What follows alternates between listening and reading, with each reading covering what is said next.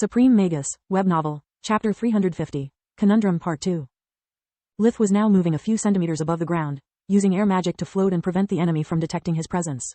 He even used darkness magic to cancel his own smell. Yet, as soon as he obtained a clean line of sight, Lith noticed the orc staring back at him with eyes filled with mana. It was a male, slightly shorter than Lith. He was armed with a heavy stone club and was only wearing pants made of orc skin.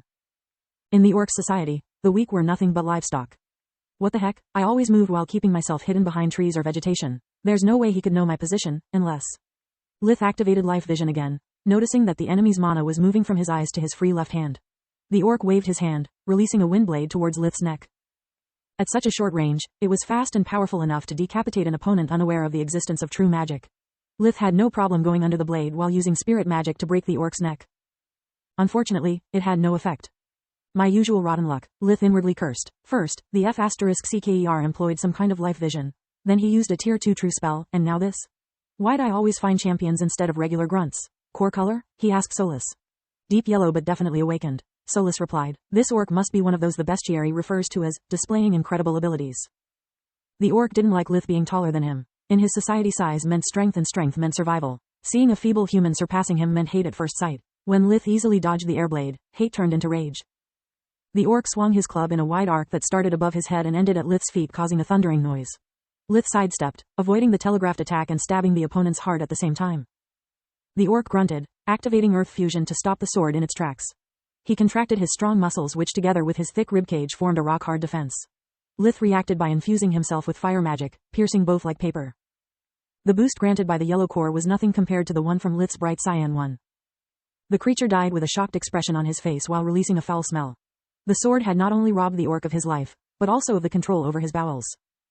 What the heck does this mean? Lith could see the creature's life force fading away, yet the mana flow was increasing. He kneeled near the corpse, using invigoration to get a grasp of the phenomenon.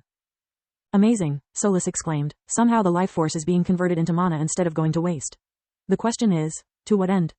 I don't know and I don't care. Lith decapitated the creature, just to be safe, before storing it inside the dimensional ring. As soon as the head was removed, all the accumulated mana departed from the body in the form of a yellow dart. It flew above the trees, disappearing at the speed of light. This doesn't make sense. Solus was shocked. Usually when someone dies, their core leaks mana until it turns gray and disappears. This time, instead, it grew in power before releasing a large amount of mana and turning red at once.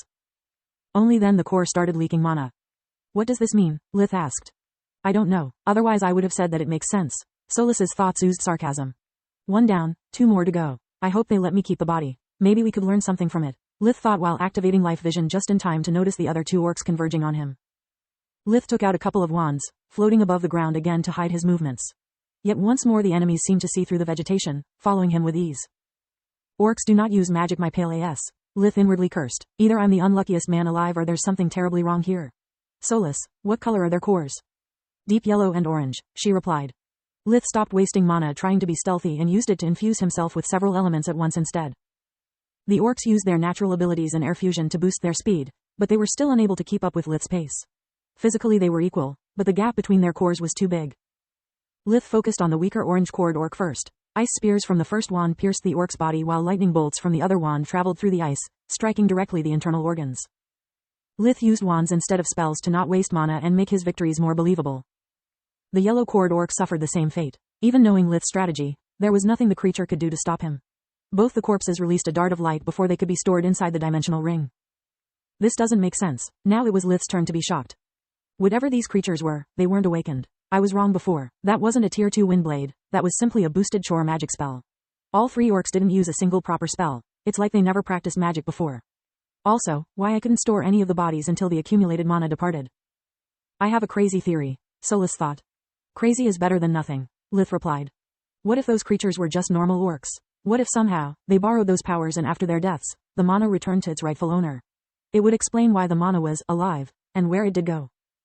Only one way to be sure. We have to rush back to the unit and check the remaining 3 orcs. Lith started to move even before their telepathic conversation was over. Killing the orcs had taken him less than a minute, so he considered unlikely for his comrades to be dead. He was right. When Lith arrived, the battle was still ongoing and the cadets were winning. Nilo's decision to move the unit to the clearing had allowed them to keep the orcs at bay. The cadets had used earth wands to build obstacles and trenches that made it impossible for the orcs to get close without getting caught by barrages of spells. As Lith had imagined, with their weak cores and only chore magic at their disposal, The orcs were sitting ducks at long range. Fusion magic allowed them to tank part of the damage, but their defeat was only a matter of time.